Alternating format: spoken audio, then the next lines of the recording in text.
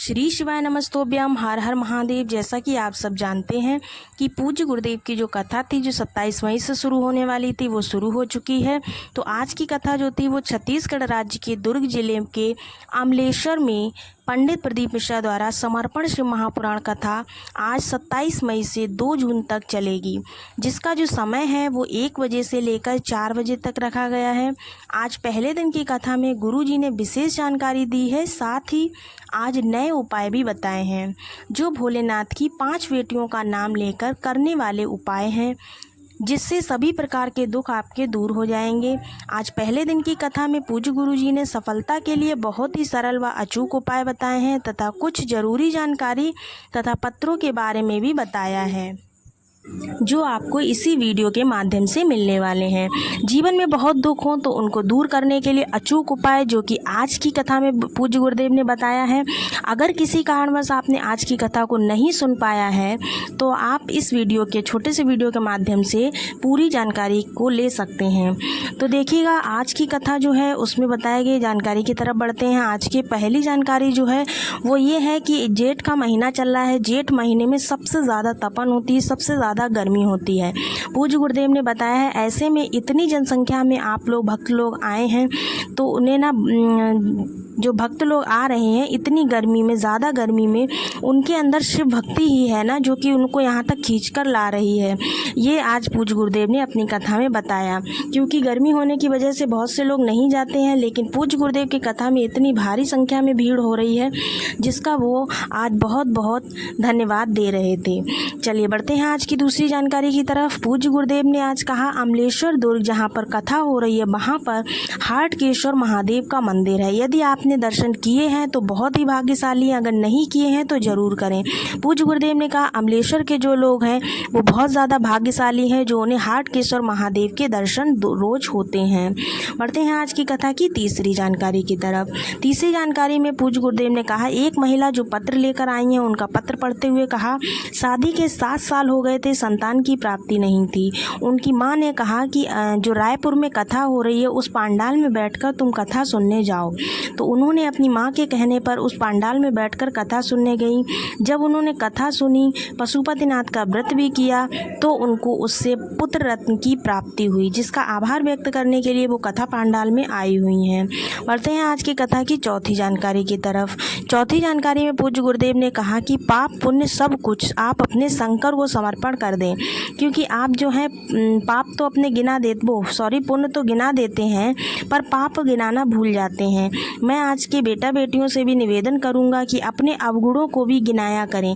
किसको गिनाना है? सबके सामने नहीं करना, लेकिन भोलेनाथ के सामने जब तुम कुछ मांगने जाते हो या जब कुछ उनसे कहते हो अपने मन की बात तो उनको अपने द्वारा किए गए पाप को भी गिनाया करो कि तुमने किसको कितना ठगा है, किससे कितना लूटा है, किसको कितना झूठ बोला है। ये सारी बातें उनके सामने रखा करो जिससे कि वो तुम्हारे जो भी पाप हैं उनको कम कर सकें। बढ़ते हैं आज की कथा की पांचवी जानकारी की तरफ। एक महिला पत्र लेकर आई हैं जिनको 19 साल हो गए शादी को, लेकिन उनको संतान की प्राप्ति नहीं हुई। तो वो कह रही हैं कि मैं कथा पांडाल में बैठकर वहाँ की रज लगा लेती थी। जब मुझे पता चला कि आपकी कथा से इतना सब कुछ होता है तो मैंने वहाँ कथा सुनी, पांडाल में बैठकर वहाँ की रज लगा ली। अचानक मेरे पेट में दर्द हुआ। जब मैंने जाँच कराई तो मुझे पता चला कि हाँ मैं प्रेग्नेंट हूँ। इस पर उन्होंने कहा कि मुझे पुत्र रत्न की प्राप्ति हुई उसके बाद। तो आज मैं कथा पांडाल में उसी का आभार व्यक्त करने के लिए आई हूँ। बढ़ते हैं आज की कथा की छठवीं जानकारी की तरफ। छठवीं जानकारी में पूज्य गुरुदेव ने कहा कि रूपेश साहू पत्र लेकर आए हैं। इनके पिता को गले में गांठ हो गई जो कि कैंसर की गांठ थी। ये सुनकर इनको बहुत झटका लगा क्योंकि आज से 10 वर्ष पहले जो माँ थी मेरी वो भी इसी बीमारी से चलते शांत हो गई। ये रूपेश साहू जी का पत्र लिखा था, उसमें गुरुजी बता रहे थे कि उनकी जो माँ थी वो इसी बीमारी के चलते शांत हो गई थी आज से 10 वर्ष पहले। फिर मैं कथा नहीं सुनता था, मैं कोई भी भागवत नहीं सुनता था, मैं ना पूजा पाठ करता था। फिर मुझे कथा के बारे में पता चला तो मैंने कथा सुननी चालू की, जल चढ़ाना शुरू किया, पर विश्वास जो था उनका वो नहीं था। तो मैंने कहा अगर जल पीने से मेरे पिताजी ठीक होते हैं तो मैं अमलेश्वर कथा सुनने पैदल आऊँगा। 25 तारीख को मैंने जांच कराई। जिसमें कि मेरे पिताजी की गांठ बिल्कुल ठीक हो गई। इसलिए मैं दुर्ग से अमलेश्वर पैदल इस कथा पांडाल में आया हूँ। बढ़ते हैं आज की कथा की 7वीं जानकारी की तरफ। 7वीं जानकारी में आज जो पूज्य गुरुदेव ने नया उपाय बताया उसके बारे में बात करनी है। आज की कथा में जो गुरुजी ने उपाय बताया है वो उपाय आपको कल के दिन कर लेना है। देखिए, अगर आपके जीवन में बहुत ज़्यादा कष्ट है, अगर टेंशन चल रही है किसी भी प्रकार की, तो आपको ये नया उपाय ज़रूर करना चाहिए। कल 28 मई मंगलवार के दिन आपको करना है। अपने घर के गमले में, आपके घर में जो भी गमला हो, तुलसी का हो या किसी और चीज़ का हो, उस गमले में से आपको थोड़ी सी मिट्टी लेकर उसकी पार्थिव शिवलिंग बना लेनी है। पार्थिव शिवलिंग बना लेनी है, लेकिन एक बात का ध्यान रखें, तुलसी के गमले में से अगर मिट्टी लेते हैं तो ठीक है, लेकिन तुलसी के गमले में ही पूजा ना करें।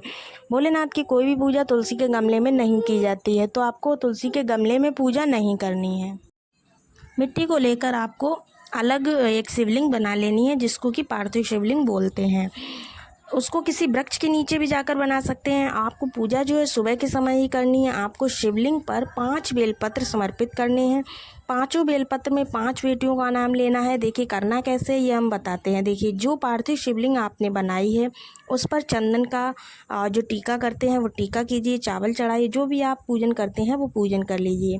पूजन करने के बाद आपको क्या करना है, अब बेलपत्र चढ़ाना है। कैसे चढ़ाना है, एक बेलपत्र लेना है, अपनी हथेली पर रखना है।